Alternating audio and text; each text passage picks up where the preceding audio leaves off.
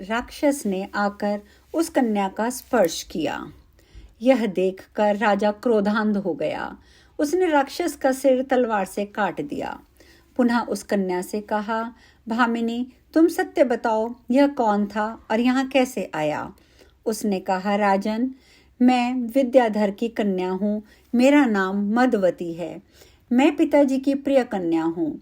एक बार मैं किसी समय वन में गई थी और भोजन के समय पिता माता के पास घर में नहीं पहुँच सकी थी। मेरे पिताजी ने ध्यान के द्वारा सारा वृतांत जान लिया। उन्होंने मुझे शाप दे दिया कि मदवती, कृष्ण चतुर्दशी को तुमको राक्षस ग्रहण करेगा। जब मुझे शाप की बात मालूम हुई तब मैंने रोते हुए पिताजी से पूछा, देव, मेरी इस शाप से मुक्ति कब होगी?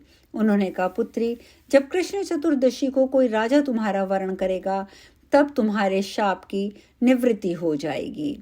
मदवती ने कहा, राजन, आपके अनुग्रह से आज मैं शाप से मुक्त हो गई हूँ। आपकी आज्ञा पाकर अब मैं अपने पिता के घर जाना चाहती हूँ। यह सुनकर राजा ने कहा, तुम मेरे साथ मेरे घर चलो। इसके बाद मैं तुम्हें तुम्हारे पिता के पास ले चलूंगा। वह राजा की बात मानकर राजा के महल में आ गई और राजा से उसका विवाह हो गया। उस राजा के नगर में महान उत्सव हुआ। मंत्री ने देखा कि राजा के साथ एक दिव्य कन्या भी आई है। कुछ दिनों बाद मंत्री एकाएक मृत्यु को प्राप्त हो गया। बेताल ने पूछा, राजन, अब बताओ, उस मंत्री के मरने का क्या कारण था, क्या रहस्य था?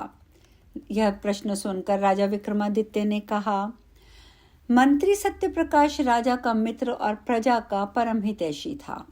उसके ही समुद्योग से राजा को श्रेष्ठ मदवती नाम की विद्याधर कन्या रानी के रूप में प्राप्त हुई थी।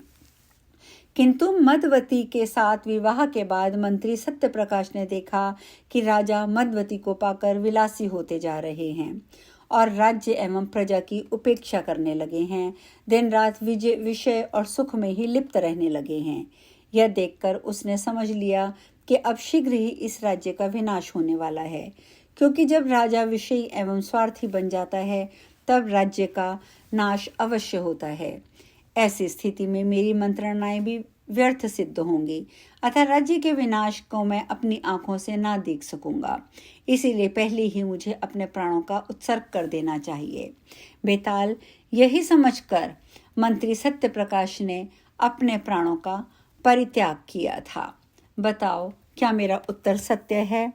यह सुनकर बेताल ने कहा, जी महाराज, बिल्कुल सत्य है।